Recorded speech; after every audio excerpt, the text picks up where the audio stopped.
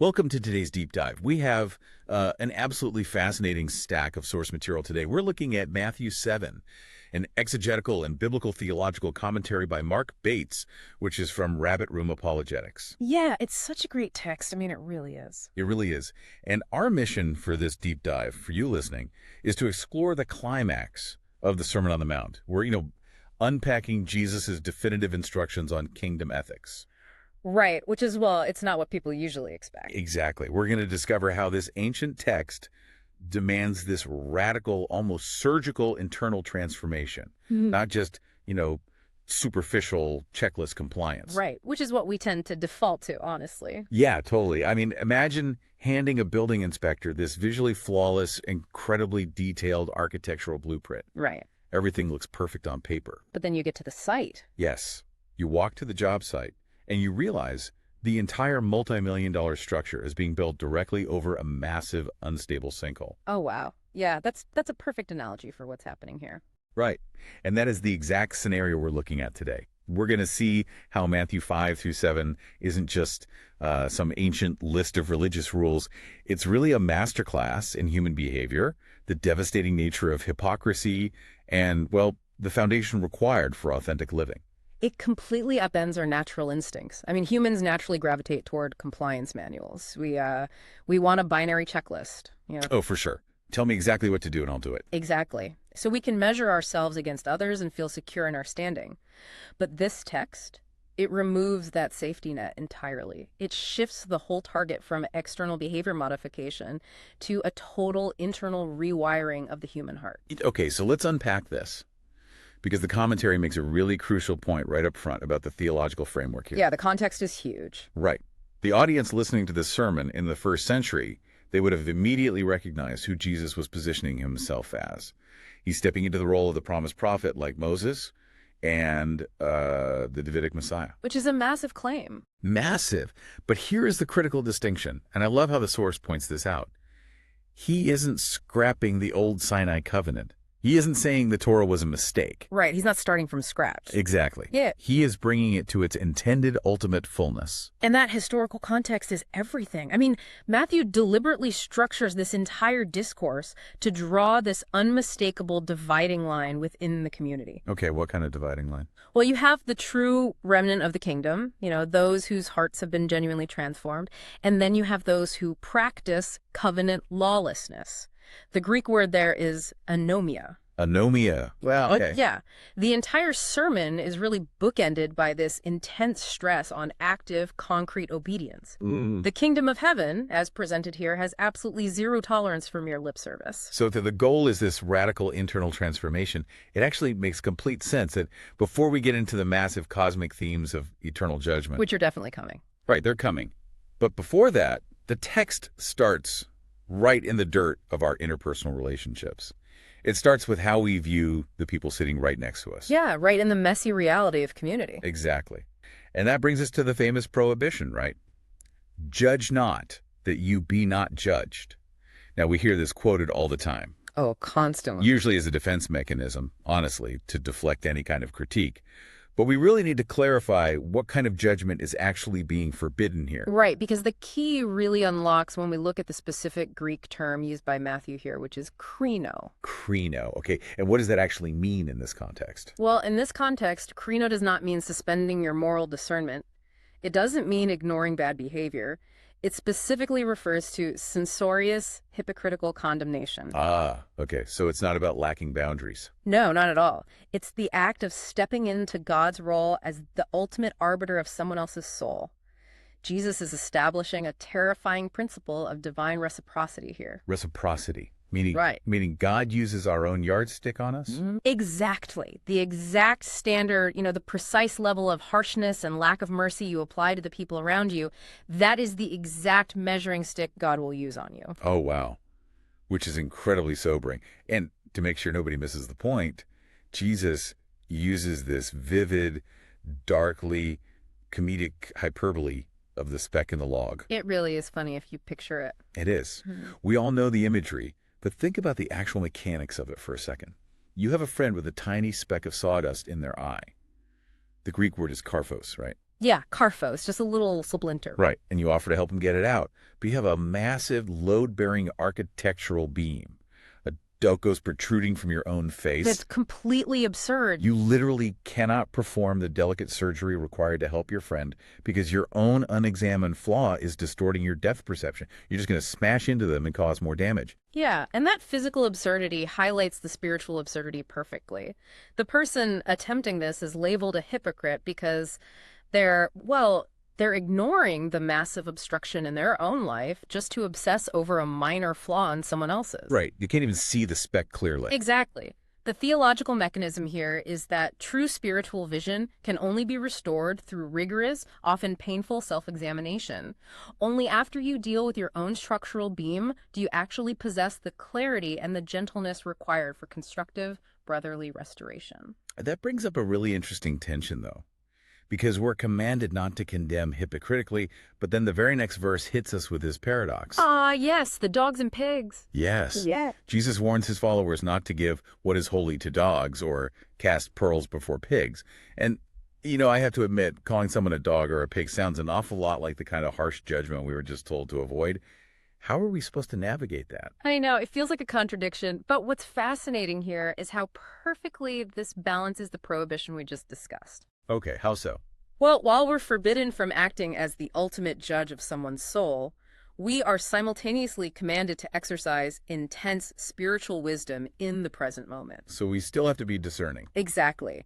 In Second Temple Jewish literature, metaphorical terms like dogs and pigs, they weren't just general insults.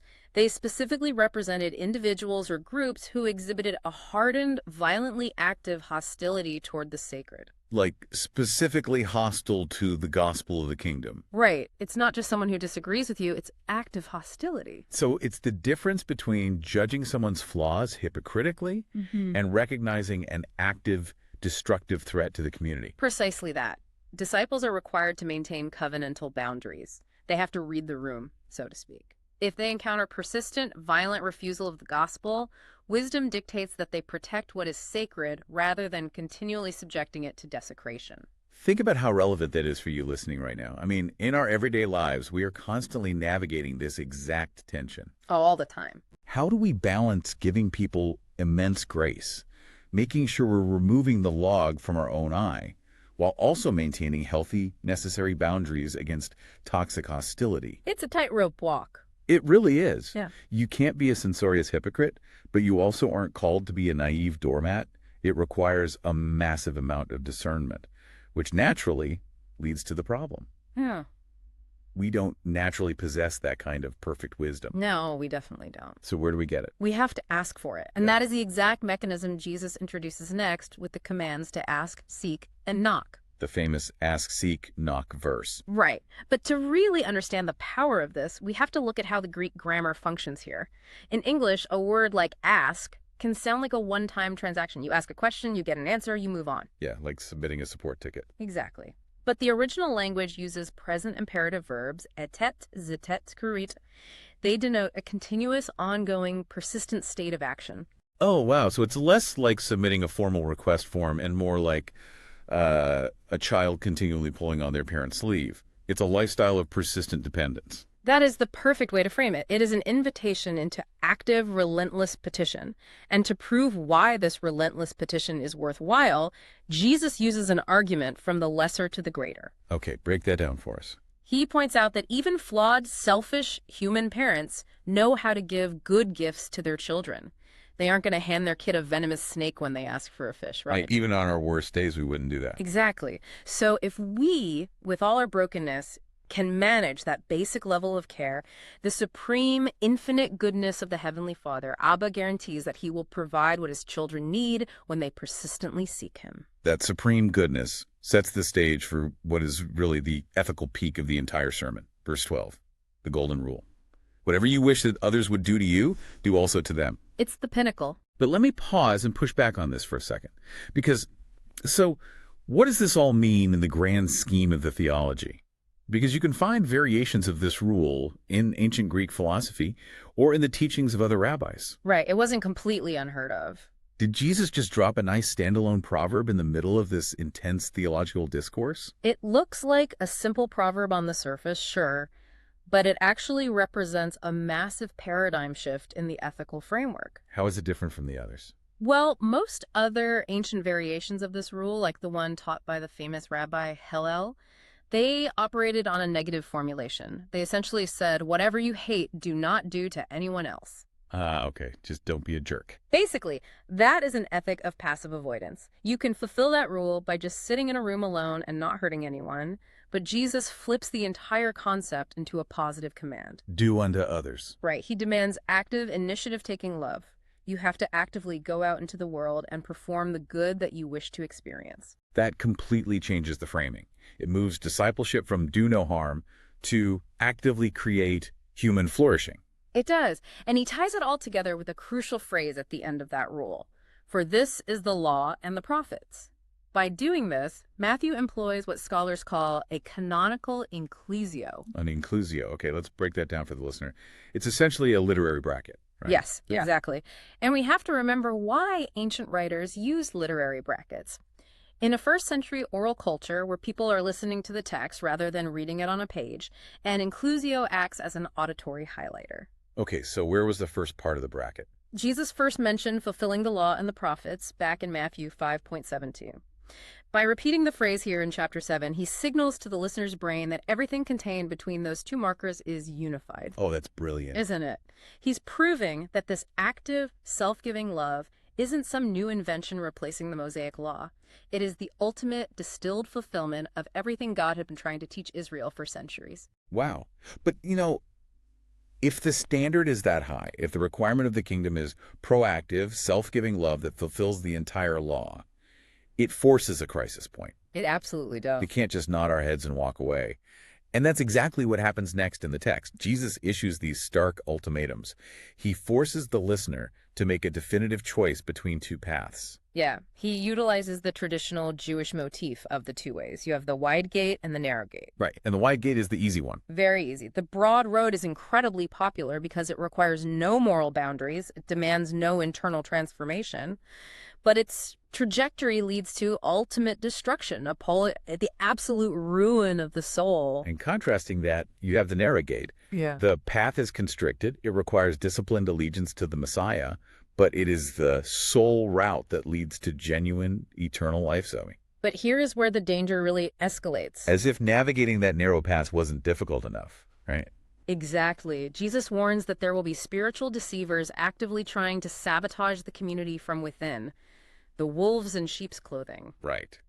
And that imagery is vital because it tells us these deceivers don't look dangerous. No, they appear perfectly orthodox. They use the right theological vocabulary. They look pious, and they blend seamlessly into the flock. But internally, their nature is ravenous and destructive. Oh, true. But if they look exactly like sheep, how are we supposed to identify them? Jesus gives us the metric, the fruit test. You judge a tree by its fruit. And this isn't just about occasionally making a mistake. Right. Think about the botany of a tree.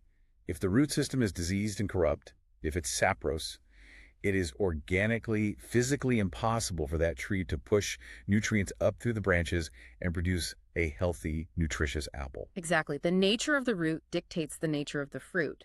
Over time, false teachers will inevitably be exposed by the spiritual ruin and the interpersonal lawlessness they leave in their wake. The fruit reveals the root. It always does. And that biological reality leads directly into what is probably the most terrifying warning of the entire sermon. Yeah, the Lord passage. Yes. Jesus completely dismantles the concept of nominal discipleship here. He makes it devastatingly clear that you cannot just associate with him verbally or culturally without your life being fundamentally changed. Right. He describes this future scenario where people will stand before him and say, Lord, Kyrie, Kyrie, pointing to the charismatic miracles, prophesies, and exorcisms they performed in his name. And his response is a complete disownment. I never knew you. Depart from me, you workers of lawlessness. I want us to really sit with the shock value of that statement. These people were performing miracles. They were visibly doing spectacular things. But Jesus says they were operating entirely apart from the will of the Father. And the commentary points out something incredible here. In that moment, Jesus is directly quoting Psalm 6.8. In the original psalm, it is Yahweh, the Lord God of Israel, who tells the workers of evil to depart. Jesus takes that divine role of the ultimate, final judge and applies it directly to himself. It is an absolute claim to deity. He is declaring that he is the one the entire human race will answer to at the final harvest. Merely knowing the right words or putting on a spectacular spiritual performance. It means nothing if it's disconnected from actual obedience to his authority. And here's where it gets really interesting. To cement this reality, he ends with the parable of the two builders. One builds on the sand, one builds on the rock. It's the perfect conclusion. It is. Let's modernize the mechanism of this analogy for a second. Think about how concrete actually works. Hearing the words of Jesus is like pouring water into dry cement mix. Okay, I like this. It looks like it's doing something, it gets wet. But the actual doing of the words, the act of obedience, that is the chemical reaction. That's the curing process that binds the aggregate together and turns it into solid stone. Right, without that it's useless. Exactly. If you just hear the words and never act on them, the chemical reaction never happens. You don't have a foundation, you just have a puddle of wet mud.